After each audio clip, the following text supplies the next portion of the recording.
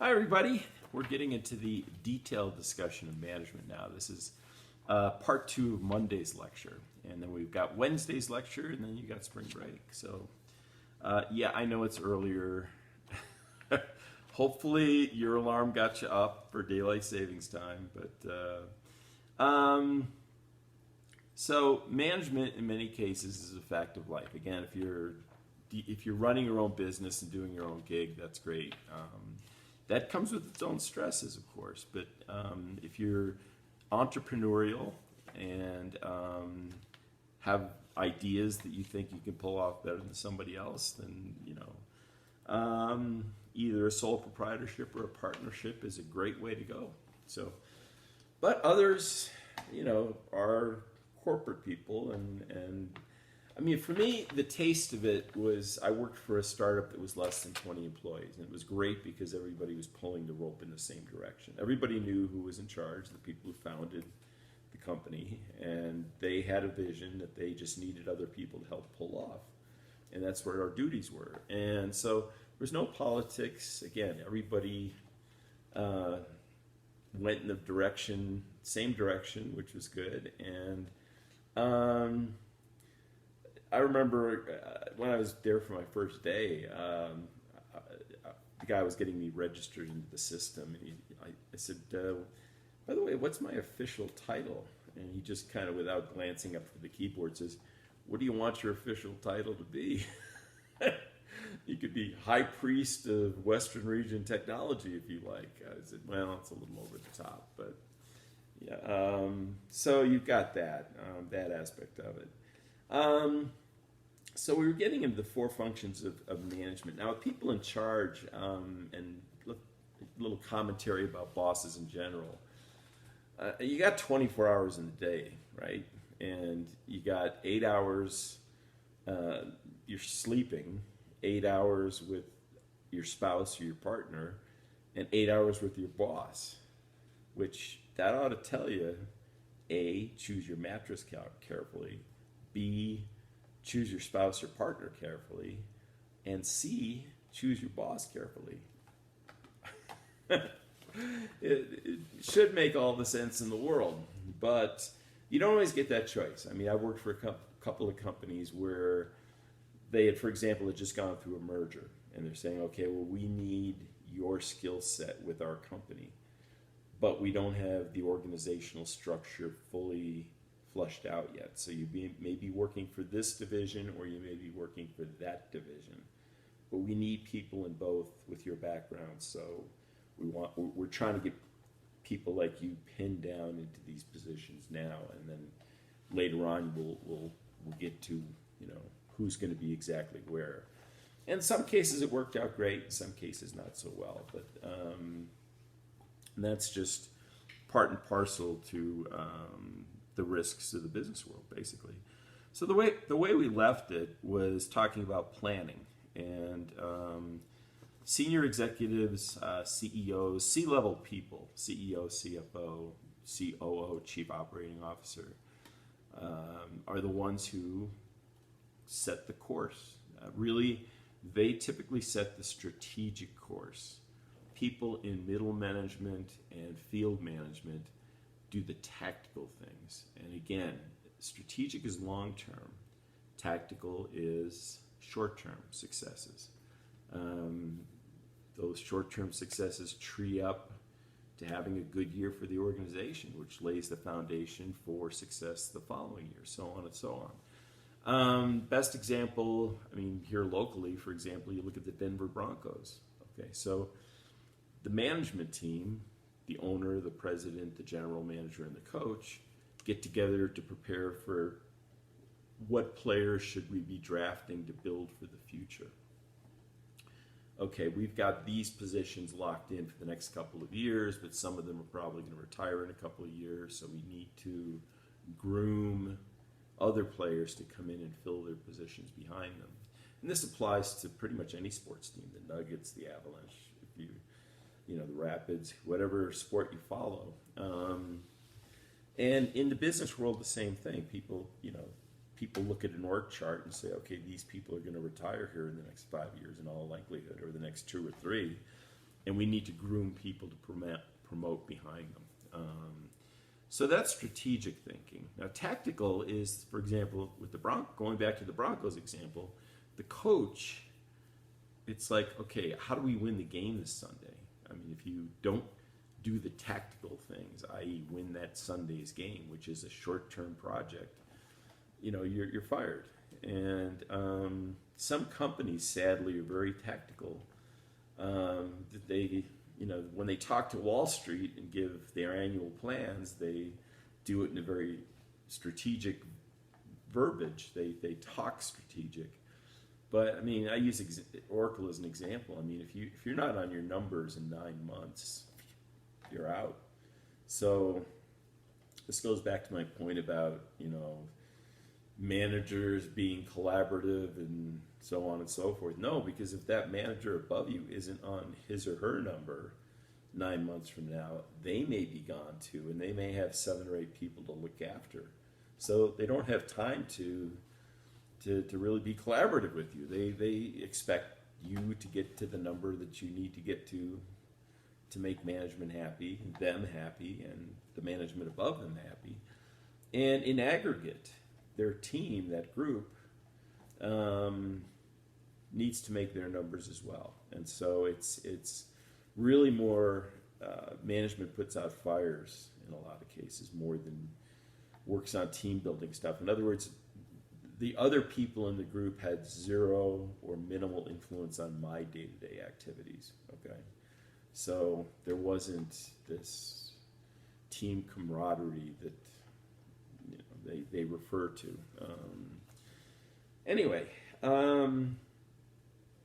So like I say, if you're interviewing, try to see if you can talk to the person who's going to be your direct boss, because the better communication that it goes back and forth, the easier your job's going to be. Okay. We've covered tactical versus strategic. That's good. The other thing too is senior management that makes their job really, really tough. The true leadership roles, meaning the chief executive officer and the chief operating officer, is what I would call planning as it relates to the product line. I mean, you've got clearly two very distinct groups to deal with. You've got your you've got your people, right? And then you've got your product mix.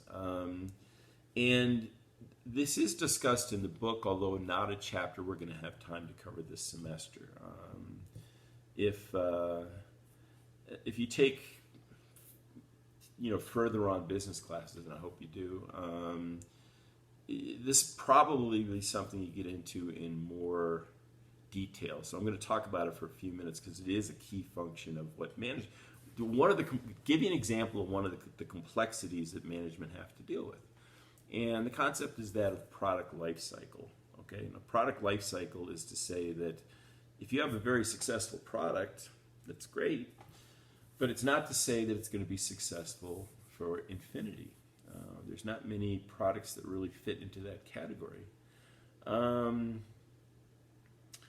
When we were kids, for example, I mean, my parents, Friday night was date night for the folks, and they'd bring us, we'd have TV dinners, which for us, we were like, oh, great, man, that's, TV dinners. As kids, I look back at what made us so happy as kids, and that was like, wow, TV dinners, those little things that sit in tin foil. And Dad would bring home a box of Twinkies, Hostess Twinkies, and we were on those like a possum on a wet bag of groceries, as I like to say. And now I look at a box of Twinkies. Good Lord, what were we thinking? But Twinkies went away for a while. I mean, they just vanished off the food landscape, just not healthy, nutritionally negligent in basically every category you can think of. And snack foods got, better tasting, better quality ingredients, et cetera, et cetera. Twinkies just pretty much vanished. Somebody came in, and a private investor bought the company and brought Twinkies back. So now, yes, you can find Hostess Twinkies again. it sort of sends an icy shiver down my spine as far as childhood. But it was, it's a big deal for us, and it's an example of product life cycle because that, when I was a child many years ago, was a star product for Hostess, the company that made them. That was one of the most popular snack foods. Every lunchbox had Twinkies in it, basically, or Hostess cupcakes. Those things with I always like the yellow with the orange frosting on the tray. I don't. Moving on. So I want to just show you an example of product life cycle here, okay? And let's see. There we go. Okay. So I'm going to angle it so I can see it while I'm talking about it. So in this quadrant up here, you've got stars, here's cash cows, here's dogs, and here's question marks. Okay. So cash cows, for example, let's use Pepsi because we've talked about them multiple times in our lectures. Cash cows for Pepsi Cola is Pepsi. I mean, every year you're going to sell X amount of Pepsi, plus or minus 1%. I mean, Pepsi has been a mainstay product for that company for decades and will probably continue to be. And so cash cows, they need attention, they need to be fed, but this quadrant down here reflects stagnant market share, but a highly profitable product. Okay, so Pepsi produces a lot of profit. Market share is not going to grow, and so from that standpoint, that's a cash cow is the steady provider of revenue for your company. Okay. Stars are products, for example, with Pepsi, we talked about Flaming Hot Cheetos. Okay, so stars, those are the new Those are the new fast-growing products in a fast-growing market segment. Okay, so if you got a product that is gaining market share in a fast-growing market, that is a star. Stars, like the ones in Hollywood, need pampering and care and feeding. So you treat those products accordingly. Question marks are the ones up here. Those products are products that are in a fast-growing market, but you don't know if you're going to get much market share. I mean, cash cows, slow-growing market, but you have high market share. Question marks, fast-growing market, but you don't have much market share. So this axis is the market share axis. Stars, of course, fast-growing market, and you have high market share. Which brings us to the fourth quadrant, dogs. I love dogs. Lisa, you got a gorgeous dog. I know the one you see in your photo there. Dogs are wonderful, however, not in the corporate product perspective. Dogs are products that are losing market share in a shrinking market. Very bad place to be. Now the thing is that products move within quadrants. Twinkies used to be stars. Now they're dogs. So you as a CEO need to allocate resources accordingly to budget.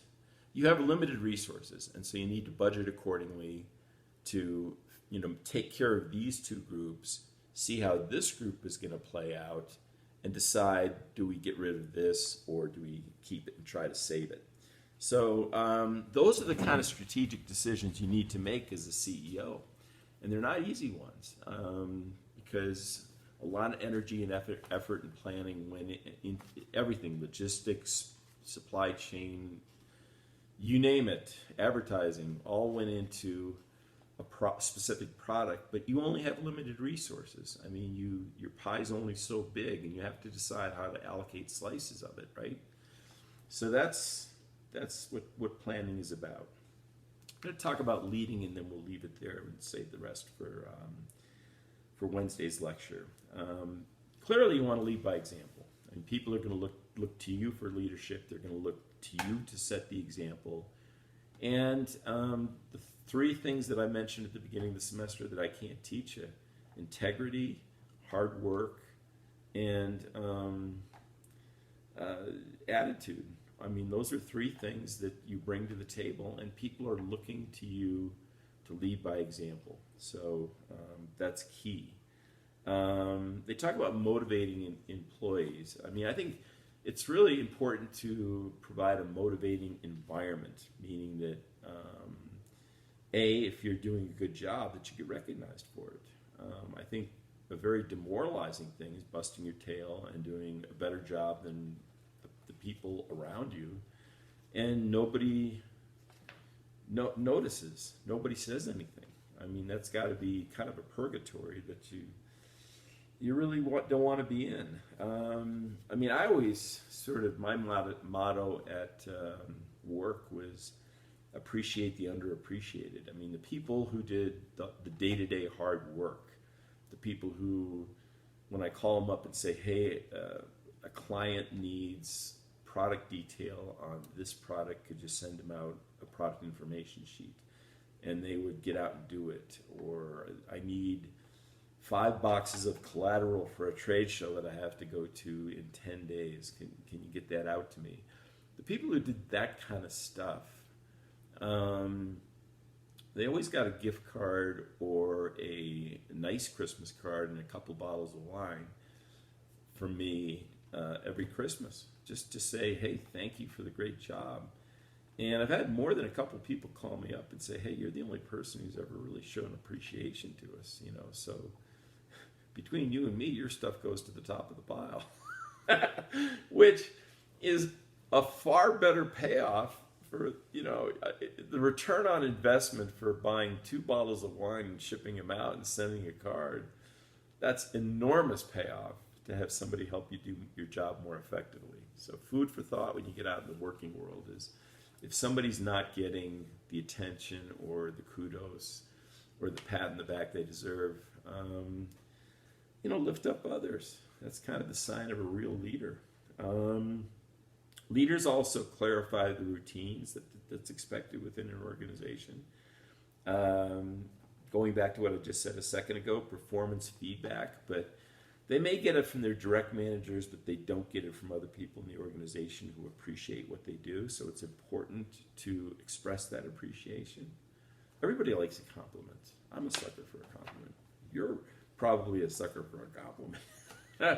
It's important. You work your tail off. It's nice to know that people appreciate what you do. So there.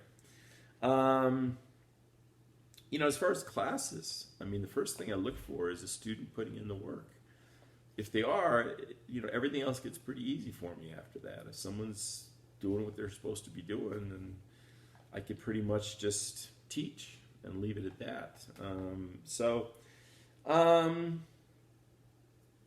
But yeah, you do have to, you know, put in the work. I mean, even I moved here from Los Angeles, and LA's got like 400 gangs, and even in the gang world, you know, and I know some people who used to be in the gangs and also used to be police officers, and question being, you know, what separates the hierarchy within the gangs? And the answer is, well, those that put in the work move up